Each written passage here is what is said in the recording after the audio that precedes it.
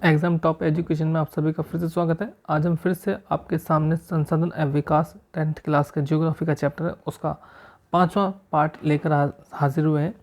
अभी हम जो टॉपिक पढ़ने जा रहे हैं वो है भारत में भू उपयोग प्रारूप।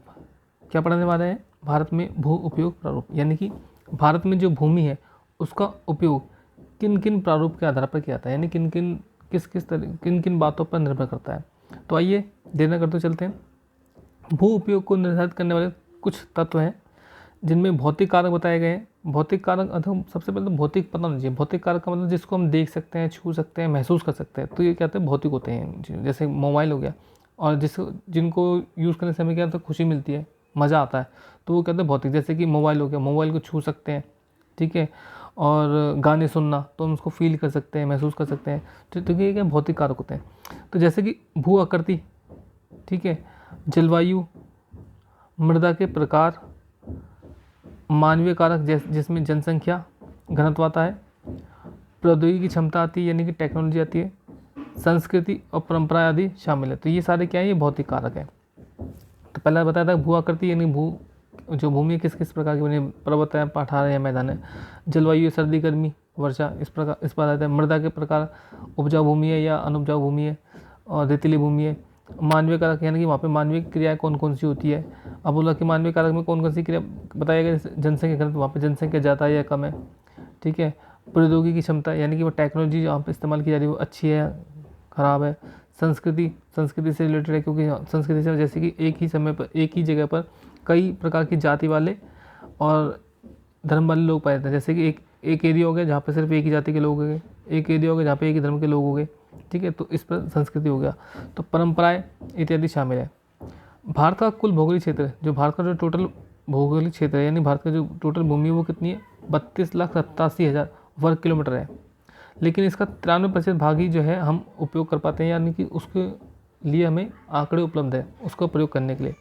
बोला जा रहा है कि जो पूर्वोत्तर प्रांत है, जो भारत के पूर्वोत्तर राज्य हैं, उनमें से सिर्फ असम की जानकारी हमारे पास है, ठीक है। वहीं हम दूसरी तरफ देखते हैं तो जम्मू कश्मीर के अंदर पाकिस्तान और चीन वाला जो क्षेत्र है, जिस क्षेत्र में पाकिस्तान ने और चीन ने हम क्या कर रखा, अधिकार कर रखा, उन क्षेत्रों के बारे में हमें क्या नहीं है, जानकारी नहीं है। तो इस प्रकार से हमारे पास जो है भारत की भूमि का केवल 93% भाग ही है जिसके बारे में हमें जानकारी है, और 7% भाग की हमें क्या नहीं है, जानकारी नहीं है। अब बोला कि स्थायी चारगाहों के अंतर्गत भी भूमि कम हुई है। क्या कह रहा है? स्थायी चारगाहों, यानी कि जहाँ पर क्या जानवरों को चराया जाता था, जो वहाँ पर जो स्थायी भूमि थी, जिसको पहले से शुरुआत से ही जो है चारगाहों के रूप में इस्तेमाल करता था, उस भूमि में क्या ये कमी आई है, ठीक है। अब वहाँ पर जो है चारगाहों को क्या कर दिया, ख़त्म कर दिया गया। वहाँ पर कुछ और उपयोग, उस भूमि का प्रयोग कुछ और तरीके से करने लगे, जिसकी वजह से क्या हुआ, समस्या उत्पन्न हुई है। जो पशुधन है, यानी कि जो जानवर है हमारे पास, उनके लिए चारा उपलब्ध नहीं हो पाया है, यानी कि उनके चारे में क्या ये कमी हुई है। इसके क्या परिणाम होंगे? अब देखो क्या होगा, पशुधन जो है हमारे पास कम हो जाएगा, उनको भोजन नहीं मिलेगा, ठीक है।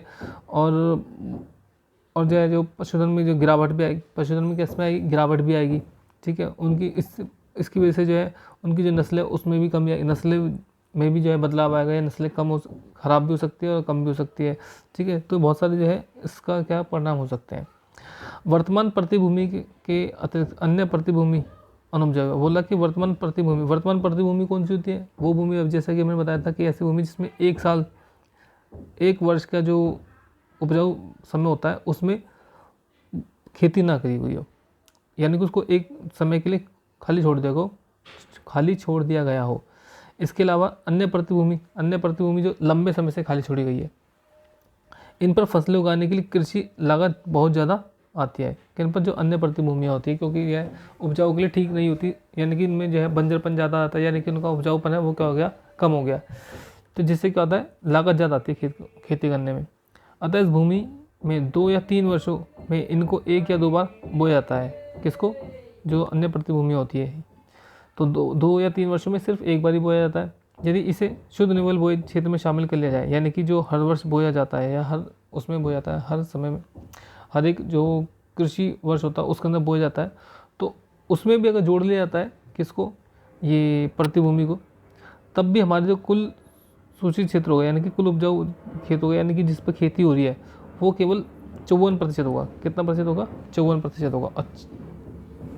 ठीक है। अब तो शुद्ध निवल बोए गए क्षेत्र का प्रतिशत भी विभिन्न राज्यों में अलग अलग है। क्या कह रहा है, जो शुद्ध निवल क्षेत्र होता है, ठीक है, हर राज्य में क्या है, अलग अलग है। जैसे कि बताया गया पंजाब और हरियाणा में 80% भूमि पर खेती होती है, जबकि हम अरुणाचल प्रदेश में जाते हैं, यानी कि पूर्वोत्तर राज्यों में जाते हैं जहाँ पर मतलब मैदानों की कमी है, वहाँ पर जो है तुम्हारे पर्वत वगैरह या पठार वगैरह आते हैं, तो वहाँ पर अरुणाचल प्रदेश हो गया, मिजोरम हो गया, मणिपुर हो गया, अंडमान निकोबार द्वीप समूह हो गया, यहाँ पर केवल 10% से भी कम क्षेत्र पर क्या हो जाता है, खेती करी जाती है। 10% से भी कम क्षेत्र पर खेती की जाती है। कहाँ पर, पूर्वोत्तर राज्यों के हमारे अरुणाचल प्रदेश हो गया, मिजोरम हो गया, मणिपुर हो गया और अंडमान निकोबार द्वीप समूह, इसमें क्या है 10% से भी कम क्षेत्र पर क्या की जाती है, खेती की जाती है। हमारे देश में राष्ट्रीय वन नीति 1952 में अपनाई गई थी, द्वारा निर्धारित वनों के अंतर्गत 33% भौगोलिक क्षेत्र वांछित है, जिसकी तुलना में वन के अंतर्गत क्षेत्र काफ़ी कम है।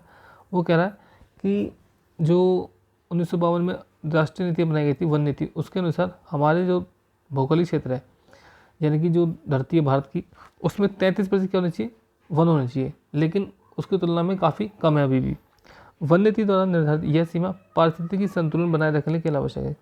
ये क्या कह रहा है कि अगर 33% भूमि नहीं, वन नहीं होंगे भूमि पर, तो इससे हमारा जो पारिस्थितिक संतुलन है वो क्या हो सकता है, खराब हो सकता है।